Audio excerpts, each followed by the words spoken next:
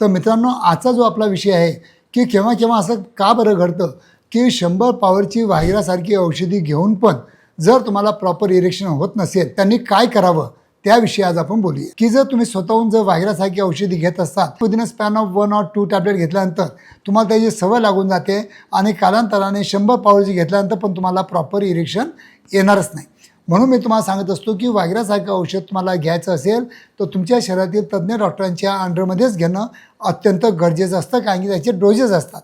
त्याचे डोस तुम्ही ठरवू शकत नाही, कारण की जेव्हा केव्हा आमच्याकडे पेशंट येतात तर आम्हाला बघावं लागतं की याची हार्ट कंडिशन कशी आहे, याला डायबिटीज आहे का, ब्लड प्रेशर आहे का,